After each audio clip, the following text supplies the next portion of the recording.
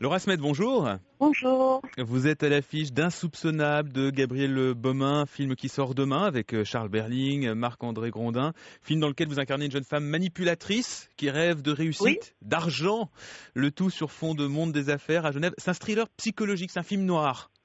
c'est un film noir, un genre noir, oui, c'est sûr. C'est un genre un peu nouveau pour vous. C'est un genre nouveau et j'ai eu beaucoup de plaisir à faire ça parce que le rôle de Lise a de multiples facettes.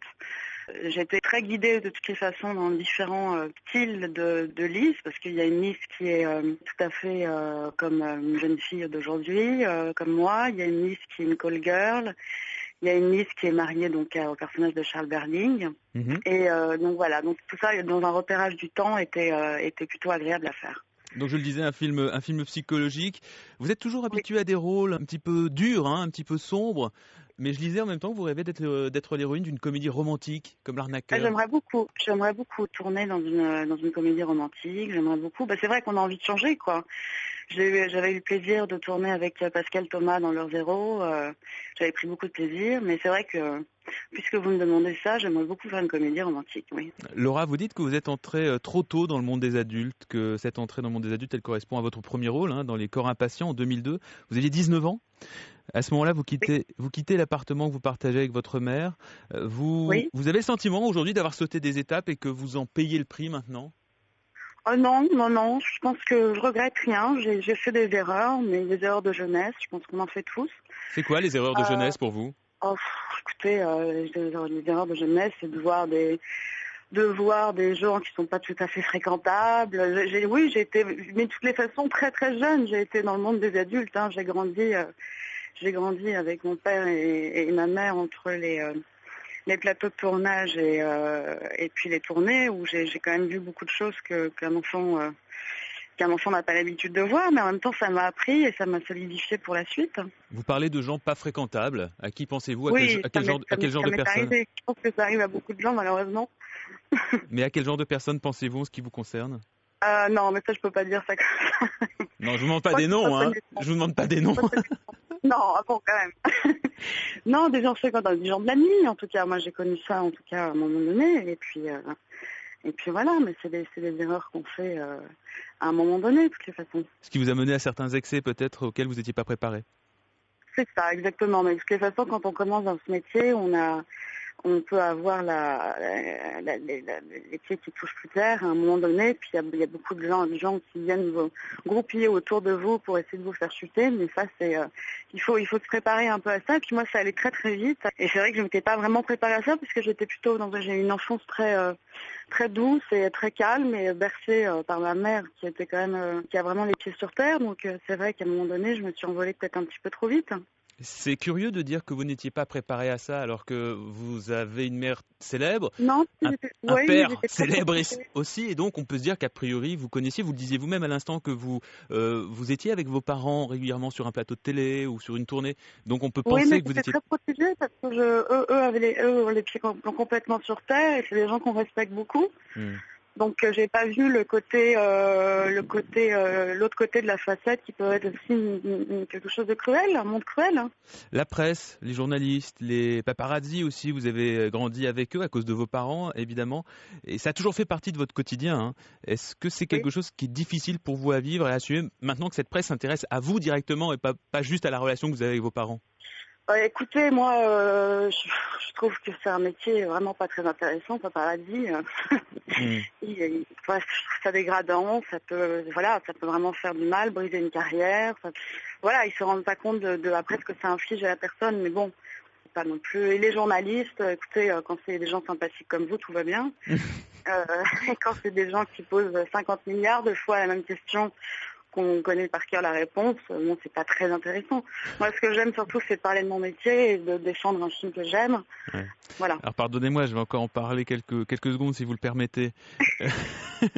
Lorsque vous avez grandi avec vos parents, vous voyez justement toutes ces histoires personnelles étalées à la une des journaux, vous disiez qu'un jour ce serait votre tour?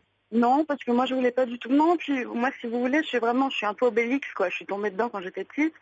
Pour moi c'était pas anormal quoi. Donc si vous voulez, ça fait partie de ma vie. Quand on fait un métier public, ça fait partie de ce métier-là d'être exposé aussi aux médias. On a le sentiment qu'on vous voit moins en une des magazines People en ce moment. Pourquoi?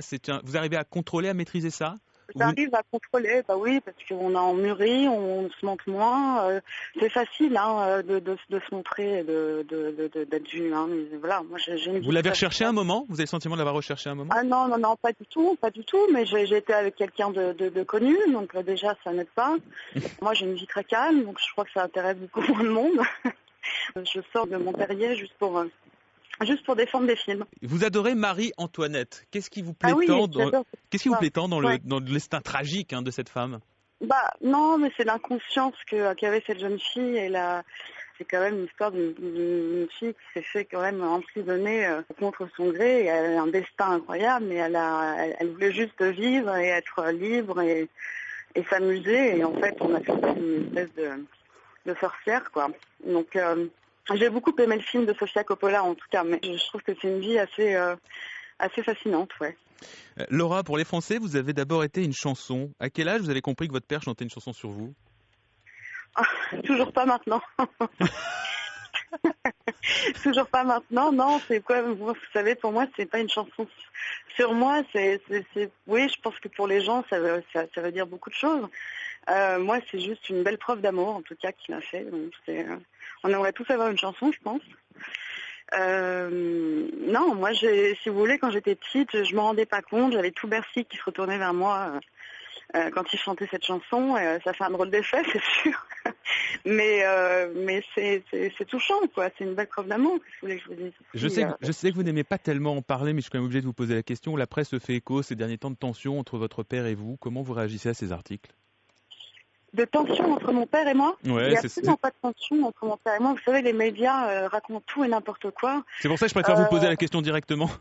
Ah oui, mais il n'y a absolument pas de tension entre mon père et moi. Je l'ai encore eu au téléphone tout à l'heure. Tout va bien. La presse, vous savez, débat des choses qui sont ce qu'elles sont. Il en souffre aussi beaucoup. C'est pas facile. Moi, j'habite à Paris, il habite à Los Angeles aussi. Donc voilà. Mais moi, c'est mon père, je l'aime et lui-même, donc il n'y a absolument aucun problème. Pour reparler cinéma, puisque c'est le thème dont vous préférez parler, vous nous l'avez dit, vous allez bientôt tourner avec Tony Marshall. Vous allez bientôt tourner avec Tony Marshall. Oui, je commence le 15 octobre avec Gérard Depardieu. Ça, c'est important parce que c'est la réalisatrice de Vénus Beauté, un film qui avait permis de redécouvrir votre mère, Nathalie Baye. Oui, tout à fait. Oui. Elle a fait 3 films, je crois, avec Tony. Oui. Ouais.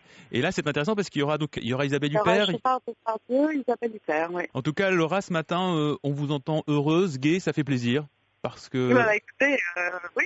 Non, c'est vrai, parce qu'on a entendu tellement de choses, comme vous le disiez, que c'est... Mais oui, mais vous savez, ce qu'on entend, il ne faut pas tout croire, parce qu'il y a vraiment 90% qui sont des bêtises. Donc vous nous confirmez ce matin, vous êtes en forme. Je vous le confirme ce matin, tout va bien. Parti pour une belle rentrée. Pour une belle rentrée avec une actualité très chargée, avec donc déjà, dès demain, à l'affiche, Insoupçonnable de Gabriel Le Beaumain. Un très beau film qui est très très bien reçu par la critique. Merci beaucoup Laura d'avoir été avec nous ce matin. Mais merci à vous. On vous souhaite une très très belle journée. Et vous aussi, bonne journée. À très vite, au revoir.